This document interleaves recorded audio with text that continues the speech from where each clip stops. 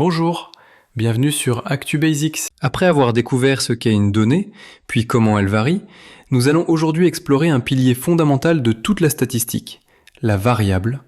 Une variable, c'est tout simplement ce qui peut changer. La température change, le prix change, les tailles, les durées, les couleurs. Chaque chose qui peut prendre différentes valeurs est une variable. C'est elle qui porte la variation vue dans l'épisode précédent. Une variable est ce sur quoi la variation se dépose. La variation, c'est le changement. La variable, c'est le support du changement. Sans variable, il n'y aurait pas de variation, et sans variation, la statistique n'existerait pas. Toutes les variables se rangent dans deux grandes catégories. Les variables quantitatives, quand on mesure une quantité, les variables qualitatives, quand on ne mesure pas, mais plutôt quand on décrit une catégorie, une qualité, un type. Par exemple, la taille, le poids ou l'âge sont des variables quantitatives. Le sexe, la couleur des yeux ou le type de transport sont des variables qualitatives. Dans les variables quantitatives, il existe deux sous-types. Les variables quantitatives discrètes et les variables quantitatives continues. Elles s'expriment avec des nombres. Certaines se comptent. 1, 2, 3, ce sont les variables discrètes. D'autres se mesurent de façon continue. 1,82, 1,821, 1,865. Ce sont les variables continues. Elles permettent de mesurer plus finement un phénomène. Une variable quantitative est dite discrète lorsqu'elle a une valeur finie, souvent des entiers. Il est possible de les énumérer, de les compter un par un. Par exemple, 1, 2, 3 ou 100, 200, 300.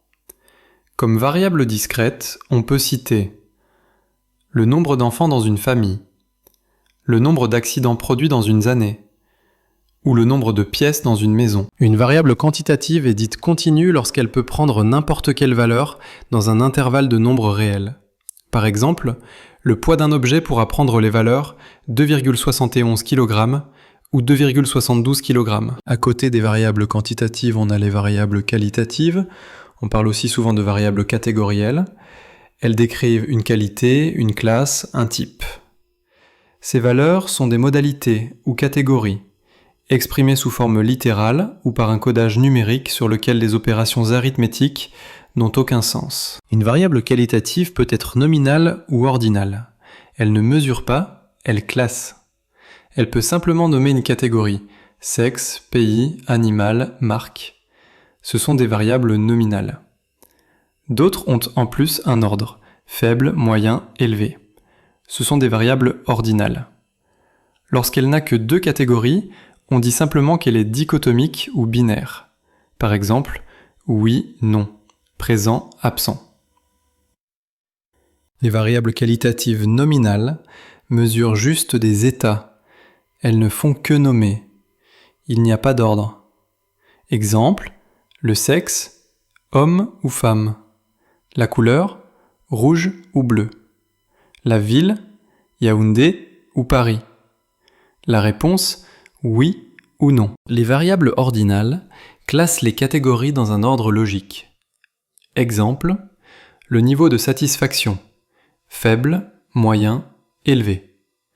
Le niveau d'études, primaire, secondaire, supérieur. Dans les données réelles, on rencontre aussi des formes particulières de variables.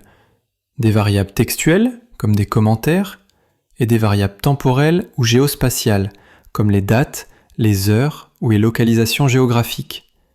Mais au fond, toutes ces formes se rattachent aux grandes catégories que nous venons de voir. Identifier correctement une variable est une étape cruciale, car cela détermine comment on la représente, quel graphique utiliser, quelle méthode statistique appliquer, et comment interpréter les résultats.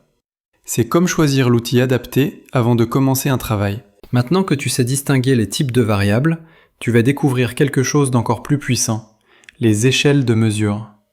Elles permettent de comprendre comment une variable doit être traitée et quelles opérations sont possibles.